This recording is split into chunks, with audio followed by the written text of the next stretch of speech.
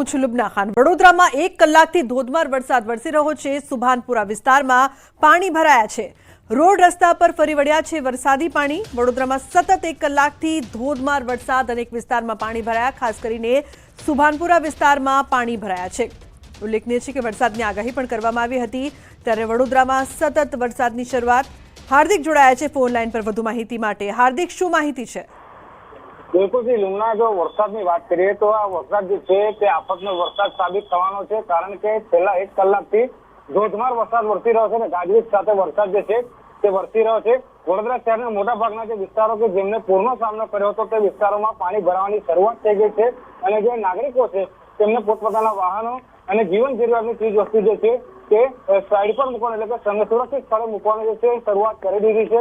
રાવપુરા વિસ્તાર હોય, ડાંગિયા બજાર હોય, સિટીના 4 દરવાજા વિસ્તાર હોય, સુભાનપુરા હોય કે જુદા જુદા વિસ્તાર હોય, ત્યાં વરસાદી પાણી જે છે તે ભરાઈ ગયા છે, જેના કારણે ઠેર ઠેર ટ્રાફિક જામની સમસ્યા સર્જાય છે અને જે નાગરિકો છે તેમની મુશ્કેલીમાં જે વધારો છે તે થયો છે। બીજી વાત કરીએ તો ઉપરવાસમાં વરસાદ છે અને વિશ્વામિત્રીનું સ્તર જે છે તે સતત વધી રહ્યું છે।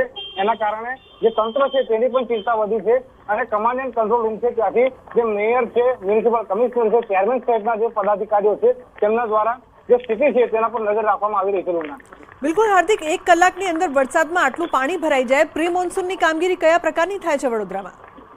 बिल्कुल थी, जो प्री मानसूनी कामगीरी थई होत तो वडोदरावासीओ पूरनी परिस्थितिनो सामनो न कर्यो होत, परंतु जे कुदरत छे तेने वडोदरा महानगरपालिकाने 1 महीनानो समय आप्यो हतो, परंतु 1 महीनाना समय दरमियान पण जे वडोदरा महानगरपालिका छे तेने कंई पण उकाळ्युं नथी। એટલે કુદરત ફરી એકવાર પરીક્ષા લેવા બેઠી હોય તેવું લાગી રહ્યું છે અને ફરી એક વખત વડોદરા શહેરમાં જે વરસાદી પાણી છે તેનો ભરાવ જે છે જોવા મળી રહ્યો છે।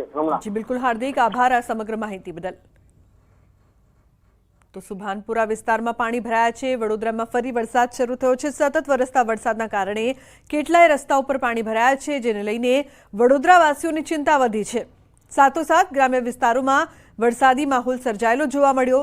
પાદરા, સાવલી, કરજણ, ડભોઈ, વાઘોડિયા, શિનોરમાં વરસાદ। તો બીજી તરફ વહીવટી તંત્ર રાખી રહ્યું છે સતત વિશ્વામિત્રીના જળસ્તર પર નજર। આજવા ડેમ, હાલોલ એ બધામાં પણ 3 ઇંચથી પણ વધારે વરસાદ પડ્યો છે। ગ્રામ્ય વિસ્તારોમાં વધારે વરસાદ પડ્યો। આ બધાનું પાણી વિશ્વામિત્રીમાં આવતું હોય છે, એટલે જે નદીનું સ્તર 15 કલાક પહેલાં 10 ફૂટ હતું એ અત્યારે વધીને 17 ફૂટ જેટલું થયું છે। અમારો આજવા ડેમ અત્યારે રૂલ લેવલ 213 છે, અત્યારે 212.25 છે, બંધ છે। પ્રતાપપુરા ડેમ ખુલ્લો છે કારણ કે રૂલ લેવલથી ઉપર હતો એટલે એને ખોલેલો છે। આ બધા સમીકરણોને કારણે વિશ્વામિત્રીનું જળસ્તર છેલ્લા 15 કલાકમાં ખૂબ જ ઝડપથી વધ્યું છે। તંત્ર આગોતરા આયોજન માટે તંત્ર સજ્જ રહે, કટિબદ્ધ રહે એ માટે આજે તમામ પદાધિકારી, ધારાસભ્યો સાથે મિટિંગ રાખવામાં આવી હતી। જે કોઈ કોર્ડિનેશન કરવાના હોય, લો લાઇંગ એરિયામાંથી લોકોને શિફ્ટ કરવાના હોય, કારણ કે અમુક એરિયા માનો કે કારાલીબાગ ઇન્દિરાનગર છે, કલાલી ઇન્દિરાનગર છે, જલારામનગર છે, કલ્યાણનગર છે, પેન્શનપુરા છે, આ બધા લો લાઇંગ એરિયા છે। ત્યાં આગળ અમે સ્ટેન્ડ બાય બસો મૂકી રાખીશું કે જ્યારે વિશ્વામિત્રી નદીનું લેવલ 22 ફૂટ જાય અને અમે જો લોકો જ્યારે એલર્ટ આપીએ ત્યારે બસો સ્ટેન્ડ બાય હોય તો વહેલી તકે લોકોને ઇવેક્યુએટ કરી શકાય। હજી તો વડોદરાવાસીઓ માંડ માંડ પૂરની પરિસ્થિતિમાંથી બહાર આવ્યા છે, તેવામાં ફરી એક વખત વડોદરાના માથે સંકટના વાદળો છે તે ઘેરાઈ રહ્યા છે। છેલ્લા 4-5 દિવસની વાત કરીએ તો 4-5 દિવસથી વડોદરા શહેરમાં સતત વરસાદી માહોલ છે તે જોવા મળી રહ્યો છે અને વિશ્વામિત્રી નદીનું સ્તર પણ સતત વધી રહ્યું છે। એવું કહેવાય છે કે વિશ્વામિત્રી નદી 20 થી 21 ફૂટે પહોંચે ત્યારે જે નીચાણવાળા વિસ્તારો હોય છે ત્યાં વરસાદી પાણી એટલે કે નદીના પાણી જે છે તે ફરી વળતા હોય છે। વડોદરા શહેરમાં વરસાદ તો છે જ, પરંતુ ઉપરવાસમાં પણ સતત વરસાદ વરસી રહ્યો છે, એના કારણે જ વડોદરાવાસીઓ છે તેમની ચિંતામાં વધારો થયો છે। આ થઈ વડોદરા શહેરની વાત, પરંતુ જિલ્લાની વાત કરીએ તો પાદરા, સાવલી, કરજણ, ડભોઈ, વાઘોડિયા, સિનોર, સાદલીમાં પણ આ જ રીતે અવિરત વરસાદ જે છે તે વરસી રહ્યો છે। ઉલ્લેખનીય બાબત છે કે વહેલી સવારથી જ વડોદરાના માથે કાળા ડિબાંગ વાદળો જે છે તે ઘેરાયેલા હતા, પરંતુ બપોર થતાની સાથે જ ફરી એક વખત વરસાદી માહોલ જે છે તે જોવા મળી રહ્યો છે। લગભગ અડધો કલાકથી વરસાદ જે છે તે સતત વરસી રહ્યો છે। જો આ જ પ્રમાણે વરસાદ વરસતો રહેશે તો વિશ્વામિત્રી નદીનું સ્તર જે છે તેમાં સતત વધારો થશે અને ફરી એક વખત વડોદરાવાસીઓએ એટલે કે નીચાણવાળા વિસ્તારમાં રહેતા લોકોએ પૂરની પરિસ્થિતિનો સામનો કરવો પડે તો નવાઈ નહીં। હાર્દિક દીક્ષિત, ન્યૂઝ 18 ગુજરાતી, વડોદરા। તો સમાચારમાં આગળ વાત કરીએ ભાવનગરની। ભાવનગરમાં સાર્વત્રિક વરસાદના કારણે ભાલ પંથકમાં ઘેલો નદીમાં ઘોડાપૂર આવ્યું છે, જેના કારણે કેટલાય ગામડાઓના રસ્તાઓ બંધ થયા છે। તો ઉપરવાસમાં પડેલા ભારે વરસાદના કારણે ઘેલો નદીમાં પૂર આવ્યું છે. ઘેલો નદીમાં પાણી આવી જતા ભાલ પંથકમાં આવેલા આણંદપર પાસેથી દેવળિયા, પાળિયાદ, રાજપરા ગામ તરફ જવાનો રસ્તો બંધ કરવામાં આવ્યો છે. પાળિયાદ, દેવળિયું અને રાજપરા આ 4 ગામમાં મારે જવું હોય તો એકાબીજી જઈ શકીએ નહીં, આવી શકીએ નહીં. આવો પોઝિશન અત્યારે છે. હવે આવા અત્યારે અમારે હરાજ હાલે, આમાં કંઈક કામ હોય તો ભાવનગરથી ન આવીએ કે નો સ્વાગતથી અમારે આવીએ કે કોઈ આવતું નથી અને માણસ વિહોણા થઈ જવી છે. આવું અમારી પોઝિશન અત્યારે હાલની છે. ભાવનગરમાં સાર્વત્રિક વરસાદ. ભાલ પંથકના અનેક ગામોમાં ખેતરોમાં ઘૂસ્યા છે પાણી. ભાલના પાળિયાદ, ઘાગડી, રાજપરા, દેવળિયા વિસ્તારના વાડી વિસ્તારમાં ઘૂસ્યા વરસાદી પાણી. ખેતરોમાં જાર, કપાસ જેવા પાકોમાં નુકસાન થયું છે તો ભાલના ખેડૂતોએ પાક નુકસાની અંગે વળતર માંગ્યું છે. કાળું ભાનનું પાણી બહાર આવવાનું હોવાથી આ અમારે ઝાડ, કપા બધું પાણીમાં અત્યારે ગરકાવ થઈ ગયેલું છે. હવે આનો કાંઈક પ્રશ્ન હલ થાય એવું કરો એવી સરકારને અમે નમ્ર વિનંતી કરવી છે.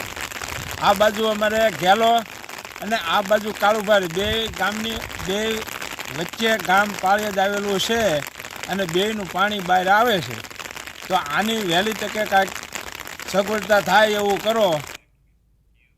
સમાચારમાં આગળ વાત કરીશું આદમખોર દીપડાના આતંકની.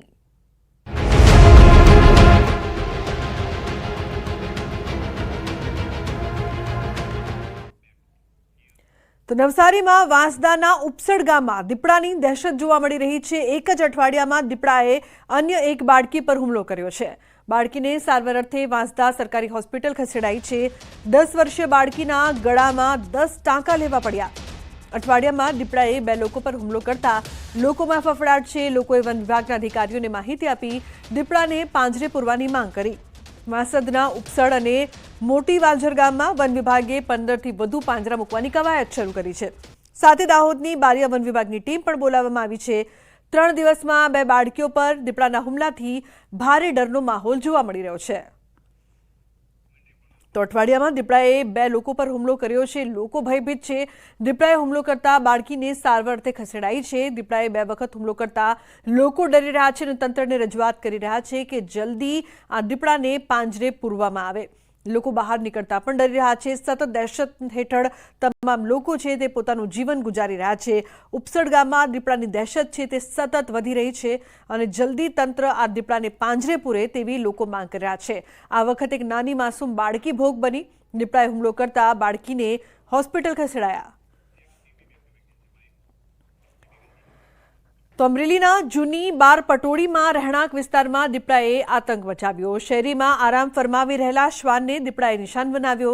શ્વાન કંઈ સમજે તે પહેલા જ દીપડાએ શ્વાનને દબોચી લીધો. દીપડાએ શ્વાન પર કરેલા હુમલાની સમગ્ર ઘટના સીસીટીવીમાં કેદ થઈ છે. ગામમાં દીપડાના આટાફેરાથી લોકોમાં ભયનો માહોલ જોવા મળી રહ્યો છે.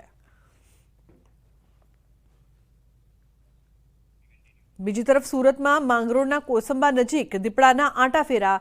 ગોલ્ડન પામ સિટી નજીક દિવાલ પર દીપડો લટાર મારતો દેખાયો. દિવાલ પર આંટાફેરા કરતા દીપડે સ્થાનિકમાં કેમેરામાં કેદ થયો.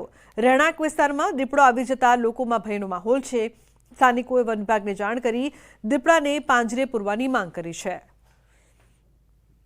તો કોસંબા નજીક પણ દીપડાના આંટાફેરા વધ્યા છે. બીજી તરફ ગીર સોમનાથના અંતરિયાળ ગામમાં દીપડાનો આતંક જોવા મળ્યો છે.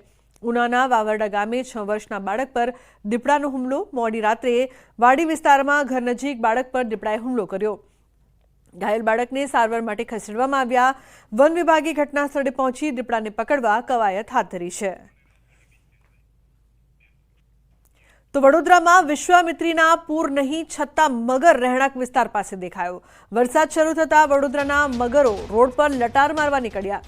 લાલબાગ બ્રિજ નીચે મગરની લટારનો વિડીયો. રસ્તા પર મગર આવી જતા વાહન વ્યવહાર પણ રોકાયો. જીવદયા પ્રેમીઓએ મગરનું રેસ્ક્યુ કર્યું. મહા જહેમતે મગર પાંજરે પુરાયો. મગરને પાંજરે પૂરતા નાકે દમ આવી ગયો હતો. તો અવારનવાર આ પ્રકારની ઘટનાઓ સામે આવે છે. નદીમાં પૂર નથી છતાં પણ મગર દેખાવા લાગ્યા છે. હવે તો વરસાદ થાય તો પણ મગર રોડ પર આવી જાય છે. લોકોમાં ભયનો માહોલ છે. લાલબાગ બ્રિજ નીચે મગરની લટારનો આ વિડીયો સામે આવ્યો છે. તો ગીર સોમનાથમાં સિંહની લટારનો મનમોહક વિડીયો સામે આવ્યો છે. ગીર ગઢડાના દ્રોણેશ્વર ગામ નજીક વનરાજા રોડ પર દોડતા નજરે પડ્યા. મચ્છુંત્રી નદી કિનારે સ્વામિનારાયણ ગુરુકુળ નજીક સિંહની લટારનો વિડીયો સામે આવ્યો. સિંહના આટાફેરાને લઈને